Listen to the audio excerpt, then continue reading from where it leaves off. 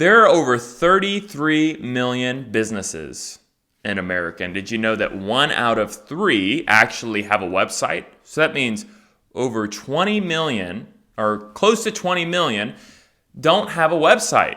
They don't have a website for their business. They're not interacting with the digital world. Most people are shopping online. Doesn't matter the business, construction, contracting, whatever. They're looking for you online. But yet, the majority of businesses don't have a website.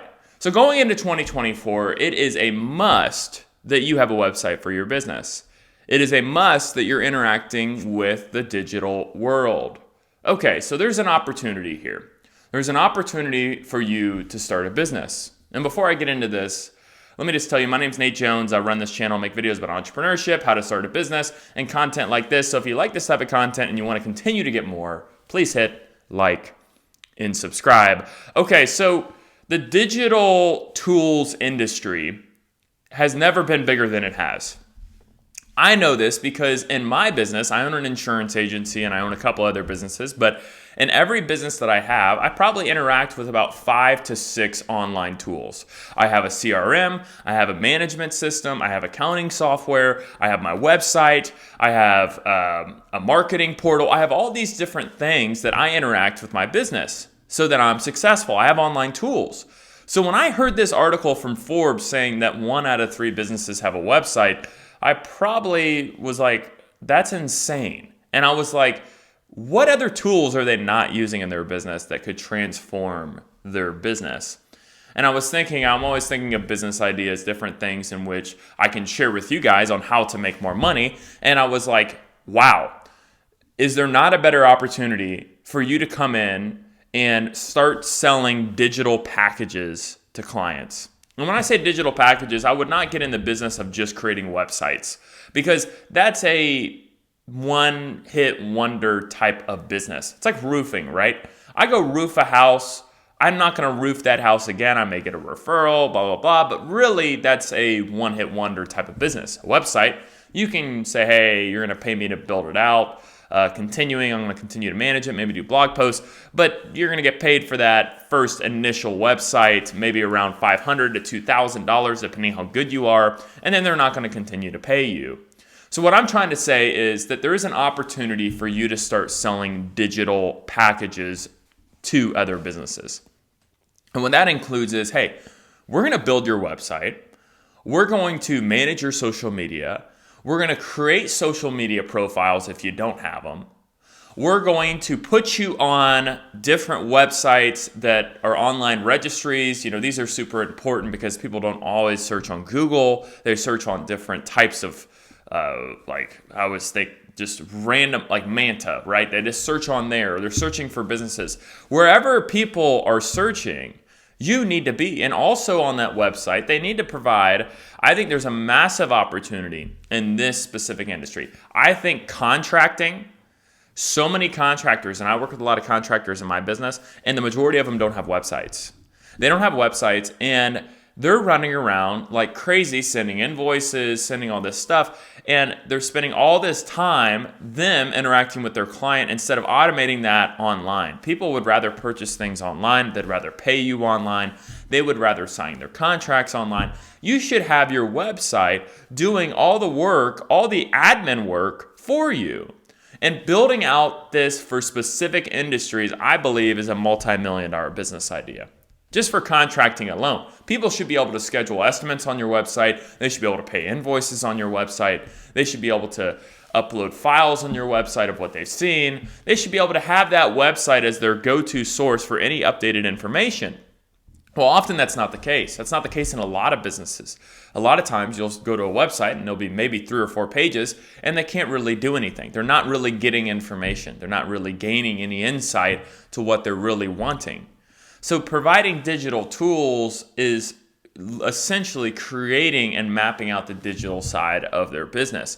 And, you know, like I've said in my other videos, the average age of a business owner is over the age of 55. So a lot of these guys, you're going to see 2 things happen. They're either going to sell their business. There's an opportunity there. I've made a video about that recently, or the next generation is going to take over. And so there's two kind of things that's going to happen is that when the baby boomers are retiring and they're over the age of 60, well, their kids are going to be probably in their late 30s to 40s. Well, they still need help with the digital age because they were not raised in the digital age as the younger people were. So these people are either going to be doing two things. They're going to be committing to growth when they take over papa's business or mama's business, or they're going to be looking at ways to basically just coast. And those businesses are going to fizzle away and go away. I've been inside those businesses. I've seen them, and they fizzled away and gone away. You know, it's always, there's a saying that the first owner builds it, the second owner maintains it, and the third owner, the third generation destroys it, right? So depending on what generation, that'll happen. But the opportunity is that some of these baby boomers may be like, hey, we need to shift. Because if we're going to continue to run our business the way we are, the true leaders are going to say, hey, we need to shift.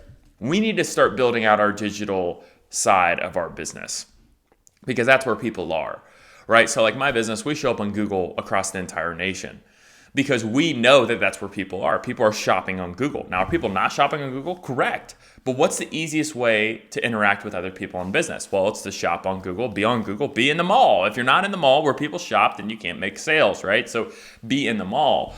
So I think there's a massive opportunity for you to create a digital package, and that would look like a website, potentially an app. There's a lot of different ways in which you can build an app out there for people, but there's so many things that you can do digitally to where you can really make money. I mean, just for a website, you could charge $1,000 just to manage social media and blogs and all that. You could probably charge another $300 to $600 a month.